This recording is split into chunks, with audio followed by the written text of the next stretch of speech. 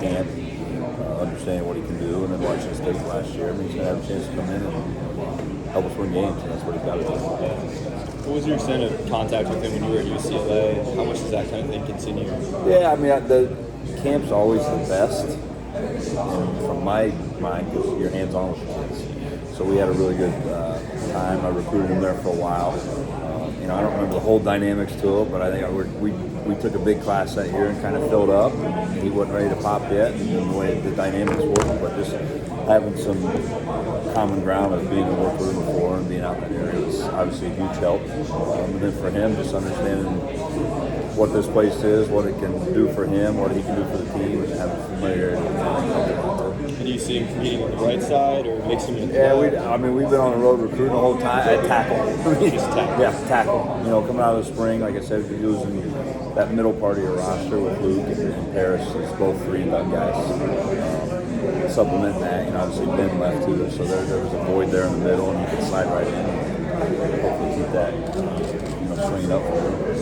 Is Jacob James healthy now? Yeah, Jacob's cleared. He's back. Looks great. It was hard for him in the spring, all those guys were out and compete and stuff, but he did everything from a mental standpoint that he could. Taking the mental reps, being behind, conditioning, those things. But yeah, right now I haven't seen Sean this week, but it was something that happened here in the workout this morning. These guys were locked and loaded, ready to go. I know you're not practicing at the moment, but where does Jacob's return kind of leave the center competition? If you had Carson and Vic there in the spring, is it just pick up where that left off and now Jacob's in there? Leaves it very healthy. Yeah. Just guys, they're all competitive guys by nature. There's all a vacancy there that they're fighting for, so it's an old adage or the cliche deal, but iron sharpens iron. The guys are going to step up and they all want it and they'll fight for it. So it's that when we get to fall camp and put the pads on, it's going to be really good. But up to this point, those guys are all maximizing the day what they can through with Nick, through workouts on and around the field, in the meeting room watching tape. But I'm excited for it. Do you come out of spring just feeling like you have Donovan and Matt and you're still trying to figure the rest out, or do you feel any better? Well, those 2 guys have played a ton of ball. But a guy just down the line, like Enoch came out of spring, had a great spring. So we told Enoch, as we're sitting here today, if we were going, then Enoch's got to be on the field somewhere somehow because of what he did in the spring. So leading into fall camp, just to kind of repeating what I said there before spring ball, but excited to get into it and see how it all pans out because there's a lot of competition ahead of us. Really at all 5 spots. But yeah, you're saying Donovan's played a lot of ball. Where's he going to be on the field? Matt's played a lot of ball. Where's he going to be on the field? And then who are those next guys that step up?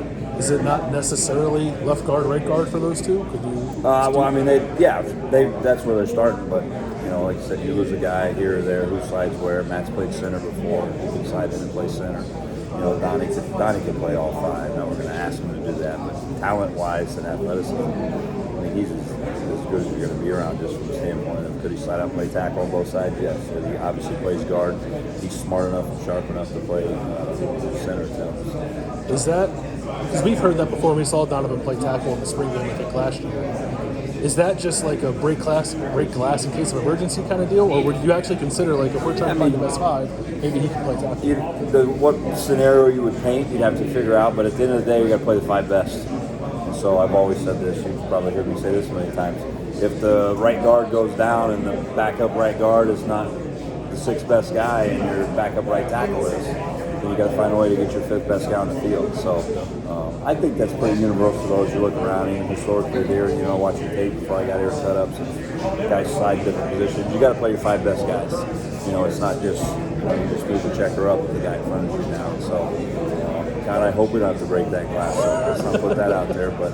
Could Donnie do it if he needed to? Absolutely. Could Matt slide over and play a different position if needed to? Yeah. Look at a guy, Josh Frye, who's right tackle, then right tight end, left tight end. Now he's playing some left tackle. We're going to find a way to try to get your 5 best on the field. You just called the center battle helping there. Would you say the same thing about the tackles, or are you still not there? No, I was saying that in competition itself, it's healthy competition. So no, we're not set. I can't tell you who the 5 guys are right now. That's a good thing because these guys are going to fight for it. They were asking about earlier about Jacob putting back in. I see Jacob because we had Carson, we had Vic in the spring, and yeah, we got 3 guys now fighting for this reps, and so that's going to be really good for the team, good for those kids, because the guy that wins it is going to have to play his best ball. That's one thing it's not given to anybody. They're all going to fight for that, same with the tackle positions too. So yeah, healthy competition ahead of us because of the amount of guys fighting for it. Sinua's coming back into it. Integra had a good spring moving out there. Josh has obviously played. Both Josh. I got to figure it out too. I got 3 Josh in the room right now. So, it's like back in the day when your mother got mad at you, she used your middle name, and then you're like, all right, she's really talking to me. So I got to figure that out one way or the other. Integra and Zen were already kind of locked in that right tackle battle. Bringing in Josh, is that going to turn the heat up more? Like this is going to continue to heat up, and we're not done. Absolutely, and that's for both sides. That's what I said. I mean, we got to play the 5 best. So is Josh Simmons a left or a right? Is he staying at right? Is he staying only at left? Is the other Josh hanging around? Like, I have all those answers yet. They're gonna have a good winter or a good summer with Mick. They're gonna have good stuff out here. But yes, they'll all be setting right sides and left sides. They'll all be doing individual drills. So that we can keep fighting through that. It seems like a lot of eyes were on Luke as a true freshman this spring, but Austin and Josh came in, and Miles, all 3 just came in, kind of just seemed to take care of business. Was that your first impression of him? And I guess in particular Austin, like, what did you see from him as well? Yeah, I think with all of them, when you went into that 3 group early on, historically, you'd be like, oh God, like we have 4 guys here that should be getting ready to go to prom, and they're not. They're playing football, so those plays would be sometimes like those guys really didn't have those like, oh, those were the rookies. They handled a lot of stuff pretty well, and then they all kind of came in their own. Like you talk about, Padilla that went in. He's never really played center. He's going from tackle to center. Well, now the ball's in his hand. He's blocking Mike Hall, doing some of these things. Those guys on the inside. So that was good for him just to kind of get with that. Austin coming from his offensive style, what he ran in high school to now, adjusting to the speed of the game and those guys. So I was happy with all those guys. Now they get another cycle through with Nick and those guys and Higgs in the weight room, just getting stronger and physically growing because they are still just now fresh out of high school guys. We had them early, but I was happy and excited the way all of them performed, the way they grew, and then their approach after too was really good. Our exit meetings of what they needed to work on. Sometimes you hear it, and all of a sudden they saw it on tape or they felt it, and then they're like, I got you, coach. We got to go to work on this. So they've all got the right mindset.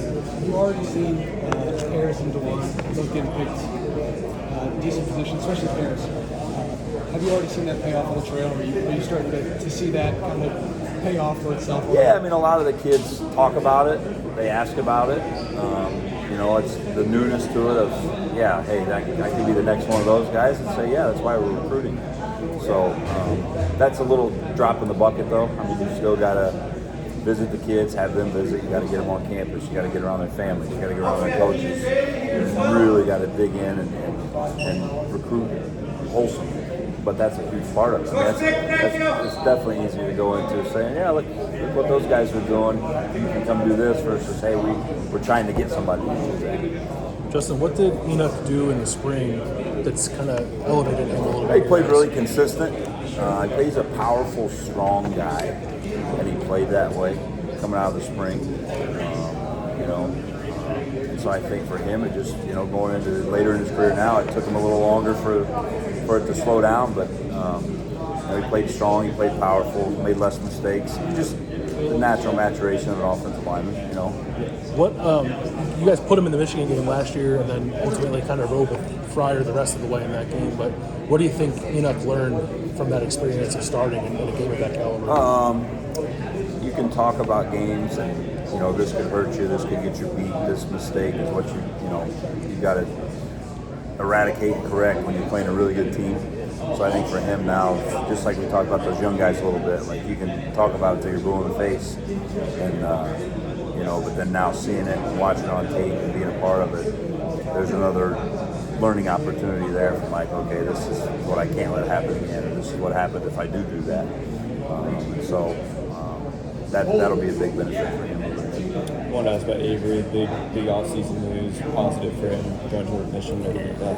Just what was your takeaway from his fight and that experience? Still learning from him, still as you talk to him, you talk to his mom, or you get little messages here and there, how's going on, what's going on. But yeah, I mean, you said it, it's fight, for him to get that and that be thrust in his life so quick. So happy for him because he is, looks like the light's into the tunnel now, and he's kind of digging on that. So he went over. It was his call, his mom, and he called in and said, "Coach, can we get with Coach Tucker and get something set up at the hospital? I'd like to go over and talk to some young kids." And I'm living it too. I'm supposed to be this big, tough football guy, and it got me too. But I'm going to keep fighting. Like that was all driven by him. That wasn't a photo op or a Twitter opportunity. He wanted to do that. And go share his story and be around those kids. So he's going to continue to do that. And, being put in that situation this early in life is just going to make him tougher. He's going to be better for it.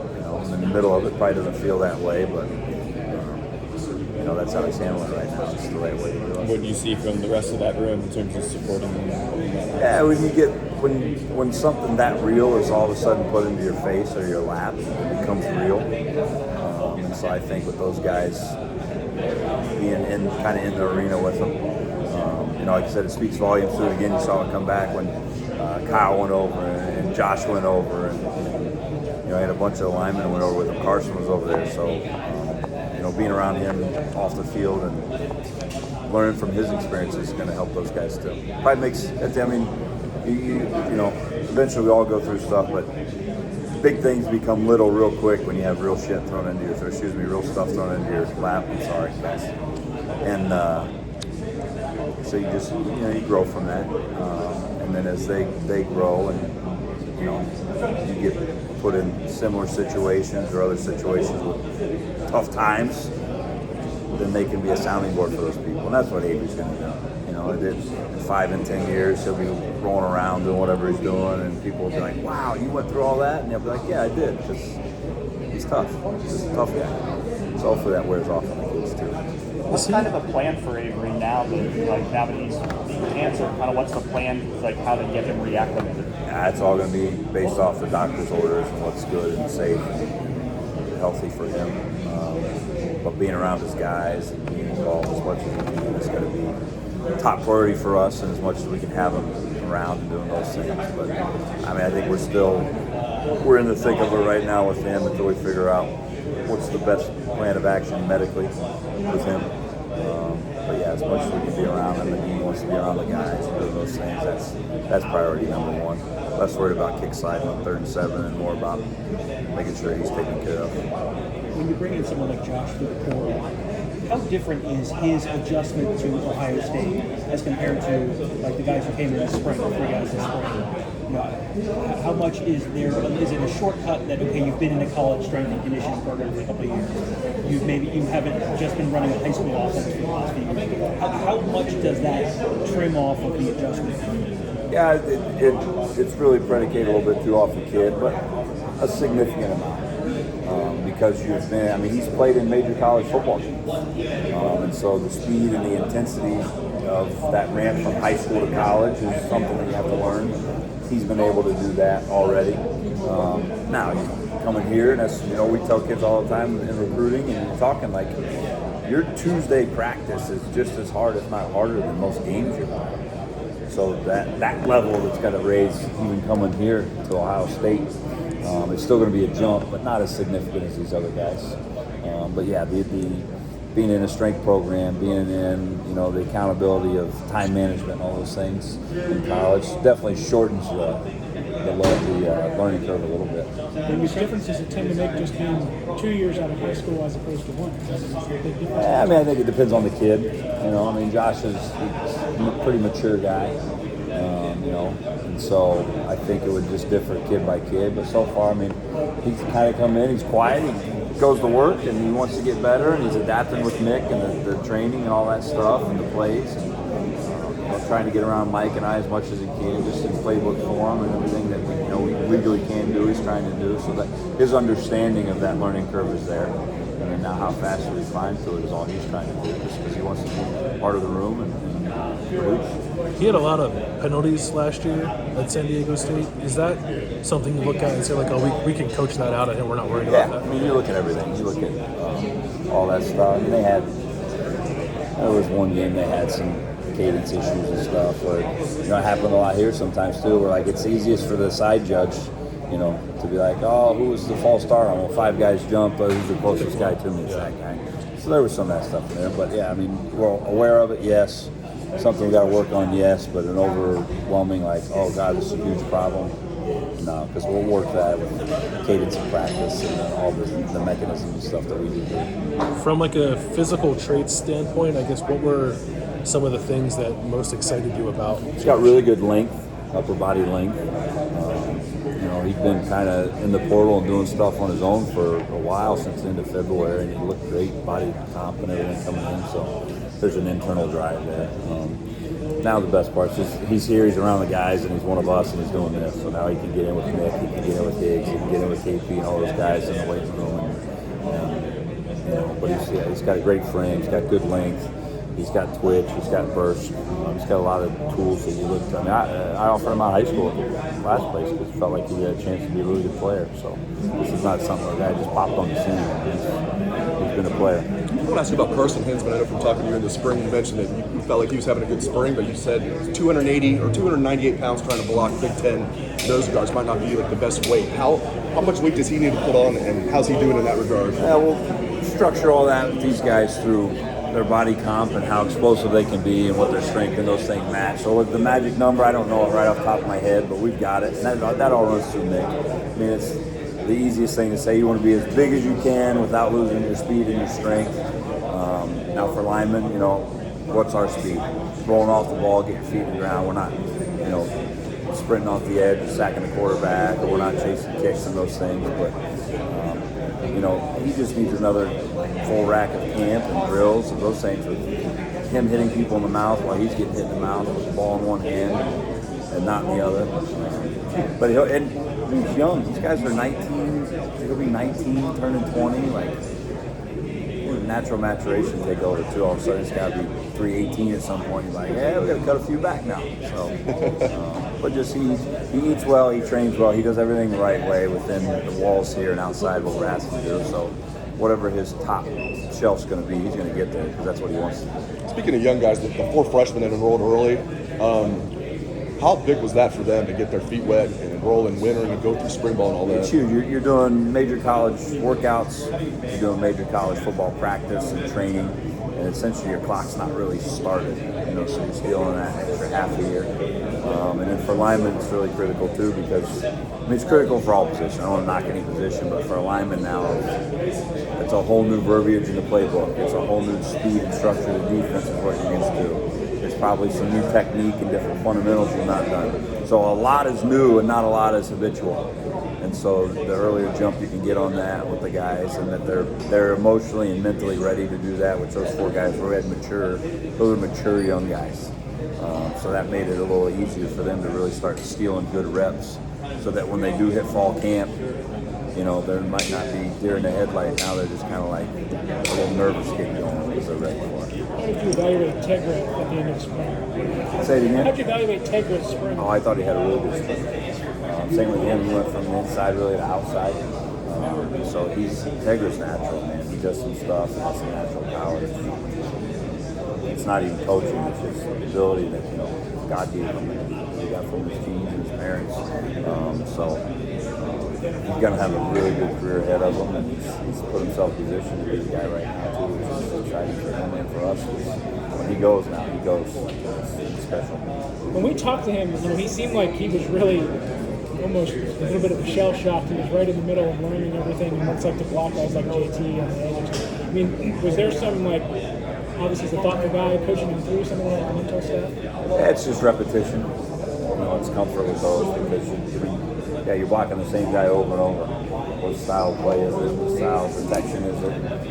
And so build your toolbox to that. So the more reps you get, the more comfortable you get.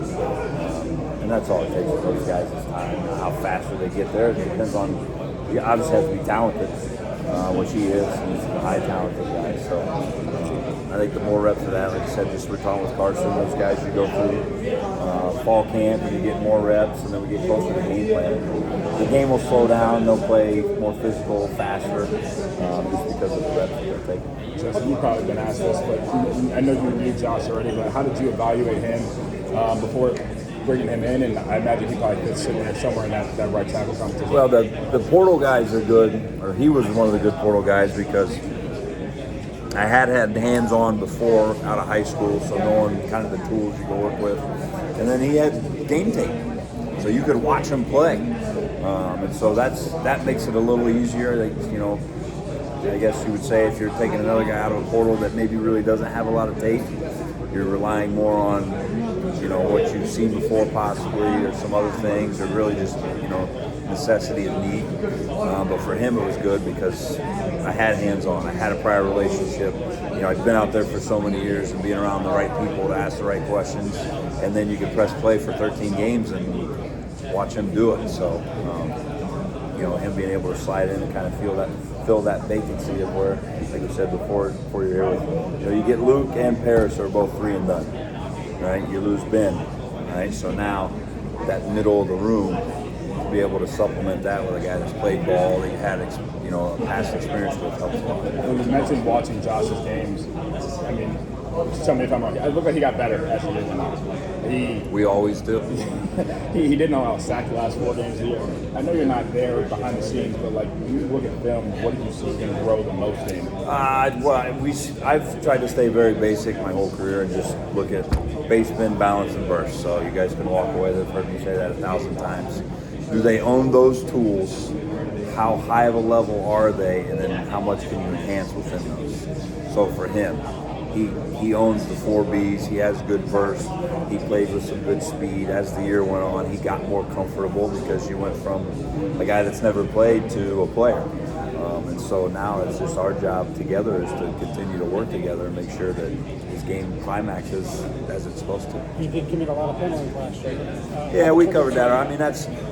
If you go back and watch, you don't just click PFF or whatever it is, but you're playing in a loud stadium and 4 guys jump. Well, then the right side judge, I mean, they're not the most athletic guys, right? He's going to look and be like, oh yeah, the right tackle did. Give me whatever his number is, or the center didn't snap the ball and a guy jumped. So those, I mean, you got to dig into the stats. So it's something, we notice and you look at, and then it's saying, well, that's coaching. How do you fix it? How do you clean it up?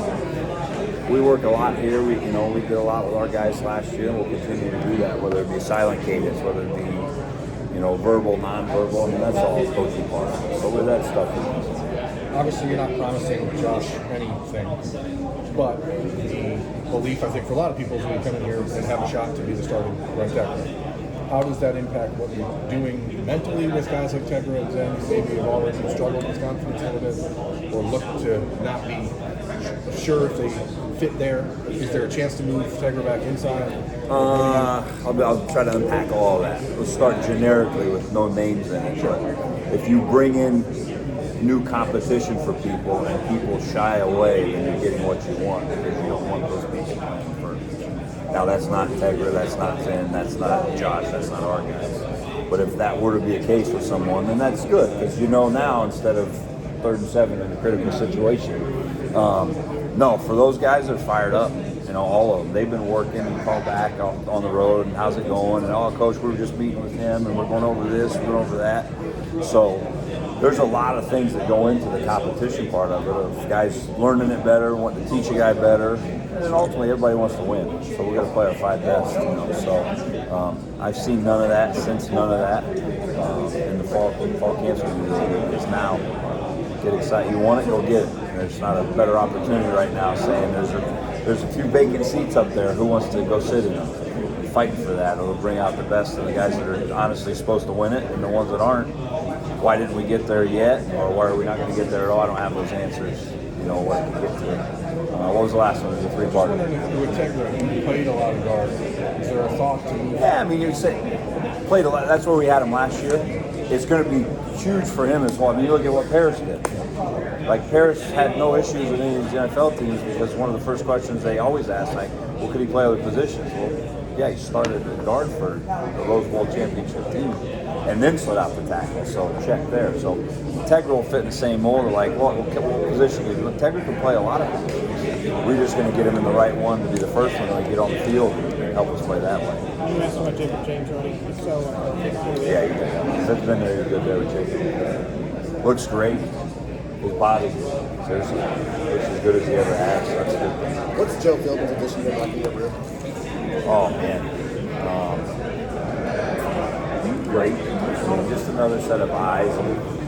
Seen it, done it, and coached it. What he's done is going to be nothing but big for the staff, for all of them, for our guys. A1A professional coming in and wants to learn our stuff, wants to learn what we're doing. I want to learn what he's done and do those things. So it's going to be really good for us moving ahead. And so far, he's been awesome. Yep. Justin, how do you feel about the depth at guard right now behind Donovan and Matt? The depth that we got a lot of guys that could step in and play in it. You know, and just like we talked, you go all the way to the new guys and the rookies. They're going to keep coming and pressing through there. You got a guy like Enoch that's been here for a long time.